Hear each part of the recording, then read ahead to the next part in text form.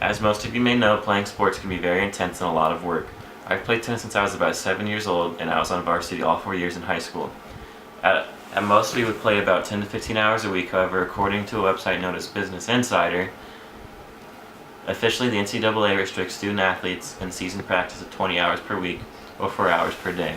Many student athletes, however, reported that they practice at least 30 hours a week on average, with some sports reporting weekly practice commitments of more than 40 hours.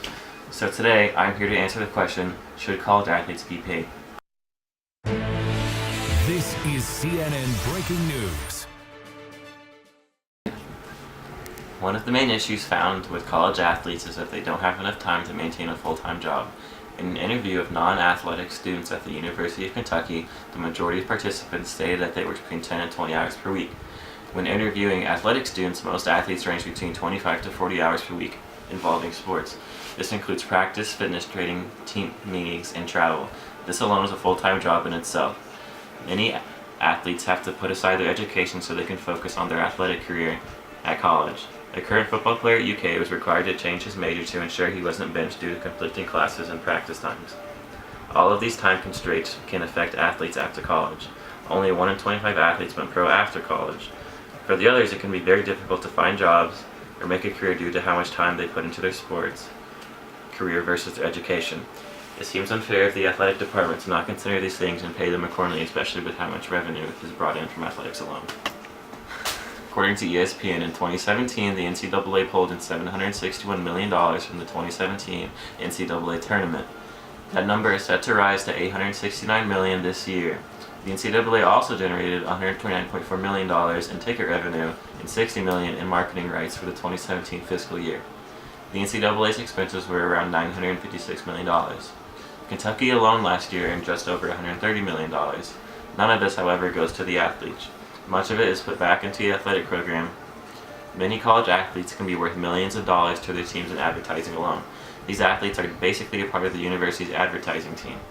When deciding what colleges to apply for, many students look at popularity and athleticism, especially when nationally televised events such as championship games bring the school into even more spotlight. The University of Kentucky is known for their basketball, and many students are attracted to the idea of attending just for that reason.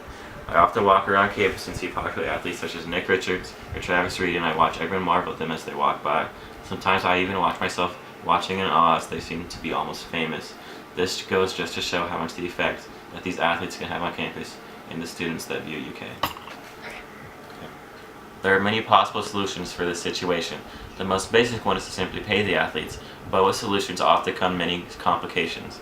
Many college programs put a lot of money back into their sports programs but don't have enough extra to also give their players a salary. UK last year made a profit of around $5 million. This may sound like a lot, but there are many athletes that would be required to be paid, even the smaller programs such as rifle team or cross country. These expenses could add up, especially over time. Another possible solution that I've thought of is that athletes should be compensated according to how much revenue their program brings in, at the expense of paying for tuition at a reduced price. In other words, college athletes would have to begin paying for tuition but be paid in return.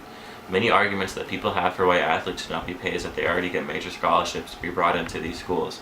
Kentucky's out-of-state tuition is roughly $48,000, and if these athletes get a full ride, then that's nearly $200,000 over the course of their 4 years that they are saving. With this idea, athletes would be able to pay for tuition with their salary from athletics and also have some left over for other expenses.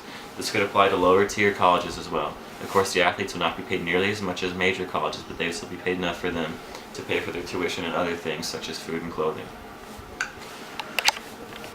Overall, many college athletes put in the time and effort of those with full-time jobs, if not more. Colleges continue to use this to make more and more money for every year while not compensating athletes whatsoever. As college becomes more expensive, athletes are finding it harder to find jobs that fit their time schedule and struggle to maintain a good education and living. Because of this, I believe that athletes should be paid not only according to the college sports revenue, but also according to the amount of time they put in. Thank you.